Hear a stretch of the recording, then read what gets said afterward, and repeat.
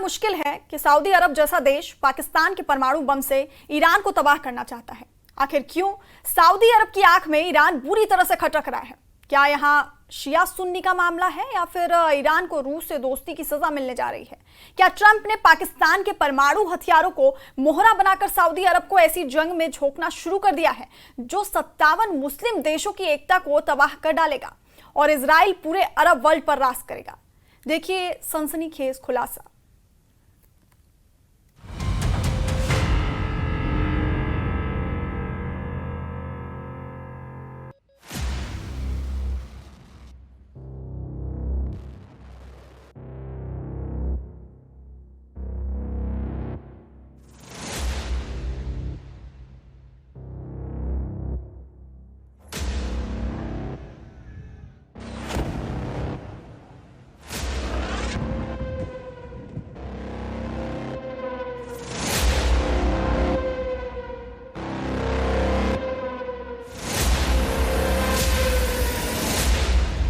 Atom bomb Pakistani, target ईरानी, अरब युद्ध का mastermind Saudi.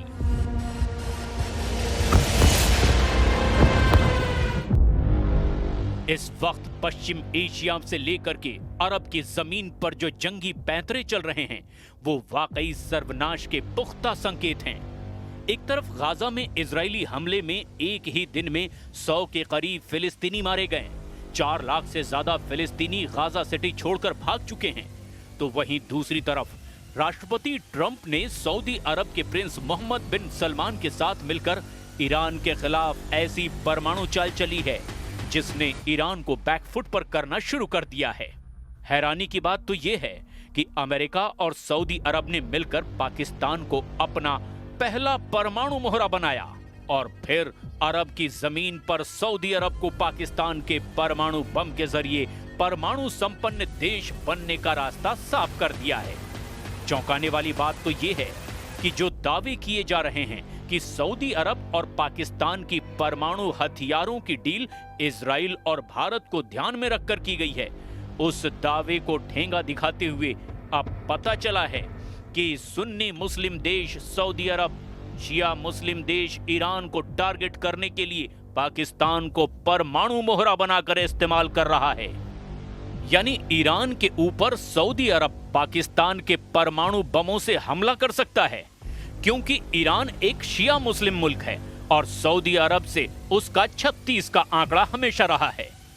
हम आपको गाजा में खूनी संग्राम से लेकर अरब युद्ध में मास्टरमाइंड बनने जा रहे सऊदी अरब की वो चाल दिखाने जा रहे हैं जिसने पुतिन के भी ईरान के बहाने पसीने निकालने शुरू कर दिए हैं।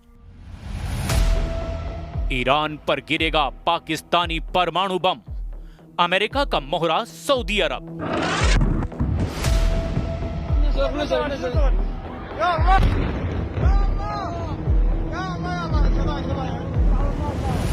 अब आप ये जान लीजिए कि 9 सितंबर को जब कतर पर इजराइल ने जबरदस्त मिसाइल हमला किया तो हमास के 5 नेताओं समेत 6 लोगों की जान चली गई।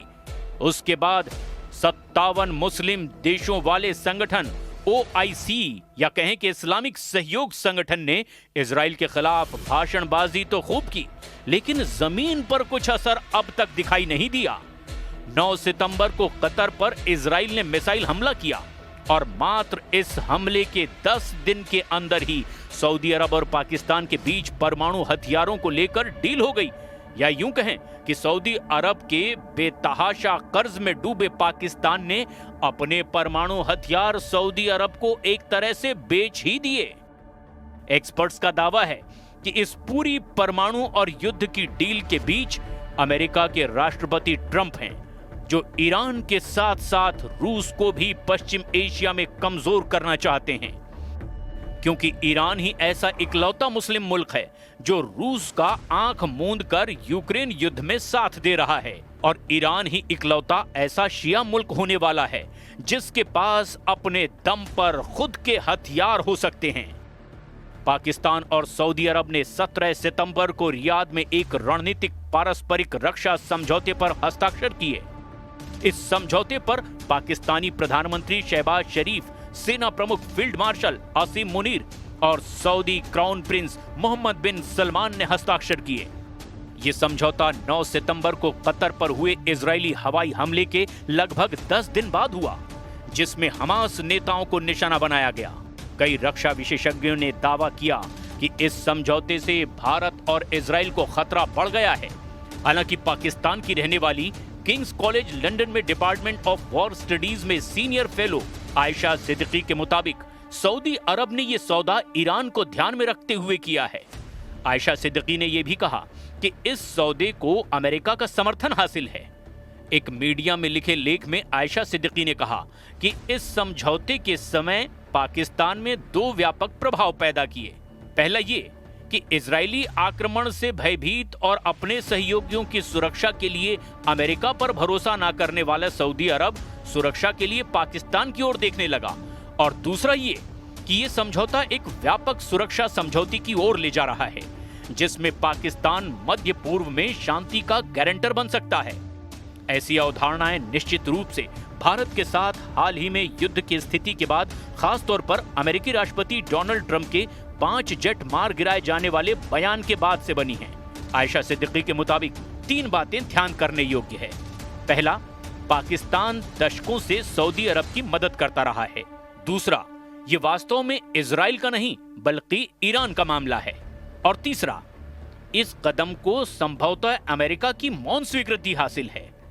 उनके इस बयान का आधार यह भी है कि अमेरिका कभी भी ऐसा नहीं करेगा जिसका नकारात्मक असर इजराइल पर पड़े। अमेरिका और इजराइल पक्के दोस्त हैं। कतर भी अमेरिका का खास है।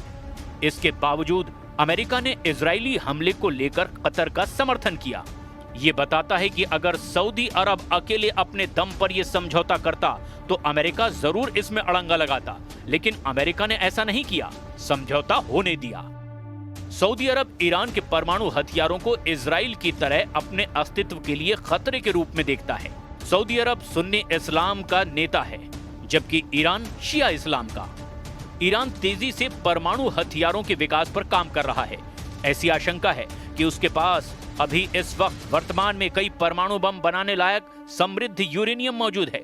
हालांकि हाल के ही समय में इजराइल और अमेरिकी हमलों के कारण उसके परमाणु कार्यक्रम को भारी नुकसान पहुंचा है। ऐसे में ईरान के परमाणु हथियारों से डरे मोहम्मद बिन सलमान अल सऊद ने एक दूसरे सुन्नी देश पाकिस्तान के परमाणु हथियारों को पाने के लिए यह रक्षा सौदा कर लिया है।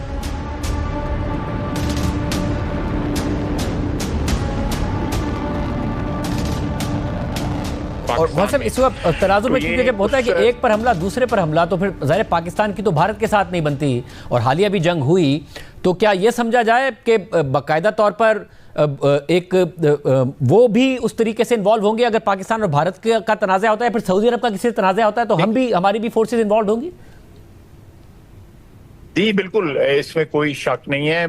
हमने कोई किसी जो है वो मुल्क का नाम नहीं लिया कि कौन मुल्क जो है वो अग्रेसर होगा तो हम जो है वो रिटेलिएट करेंगे। ना सऊदी अरेबिया ने उसका कोई नाम लिया है, ना हमने कोई नाम लिया है।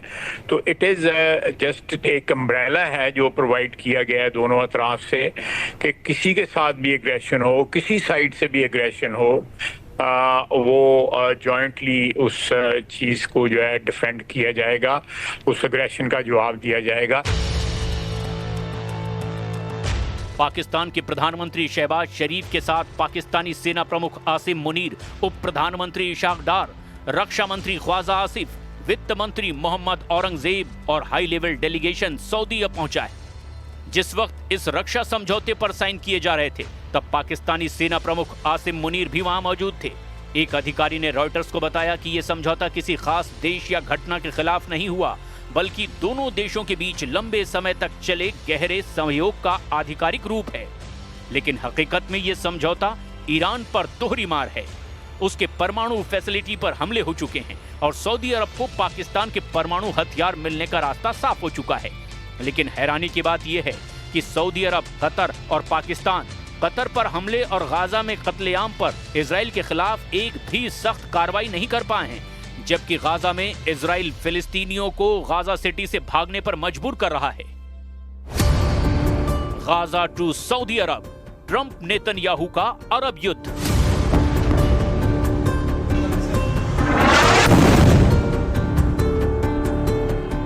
ये भी जान लीजिए कि पश्चिम एशिया से लेकर के अरब मुल्कों के बीच चल क्या रहा है। पहले गाजा के ताजा हाल को भी समझते हैं। कुछ घंटे पहले ही इजराइल ने एक बार फिर से गाजा के अलग अलग इलाकों पर बेतहाशा हमले किए हैं। 7 अक्टूबर 2023 से शुरू हुए हमास और इजराइल के बीच युद्ध में अब तक 65,208 फिलिस्तीनियों की मौत हो चुकी है। 1,66,271 लोग घायल हो चुके हैं। इजराइल ने गाजा सिटी और दक्षिणी इलाकों में जमीनी अभियान और स्ट्राइक बढ़ा दिया है। वहीं हमास का दावा है कि अब भी लगभग 6,50,000 इजरायली बंधक हैं। ऐसा दावा किया जा रहा है कि गाजा सिटी में इजराइल जो कर रहा है उससे साफ हो रहा है कि उसका मकसद एथनिक क्लींजिंग करना है। लाखों लोग इस वक्त इजरायली हमले की वजह से बेघर हैं। शहर में कई बिल्डिंग्स को आईडीएफ के जरिए तबाह किया गया है। ऑपरेशन में सिर्फ 2 हफ्ते में 20 से ज्यादा टावर ब्लॉक ध्वस्त कर दिए गए हैं। सेना का कहना है कि इन इमारतों का इस्तेमाल हमास करता था, जबकि स्थानीय लोग और संयुक्त राष्ट्र मानवाधिकार कार्यालय यानी OHCHR इसे नागरिकों को जबरन उजाड़ने की कोशिश बता रहा है। इजरायली सेना ने हाल ही के दिनों में जैतून, मुफ्फा, शेजाया और शेख अल रदवान इलाकों में भी लगातार घरों को निशाना बनाया है। इन जगहों पर तबाही सैटेलाइट तस्वीरों में साफ दिखाई दी है। गाजा की एनजीओ नेटवर्क के प्रमुख अमजद अल शाबा का कहना है कि गाजा सिटी की 65% से ज्यादा इमारतें और घर अब तक तबाह और बुरी तरह से बर्बाद हो चुकी हैं। सबसे ताजा हवाई हमले में 91 से ज्यादा फिलिस्तीनी इजरायली हमले में मारे गए हैं।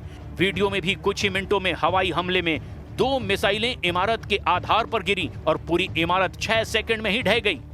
धूल और मलबे ने आसपास खड़े सैकड़ों फिलिस्तीनी टैंकों को घेरे में देख लिया।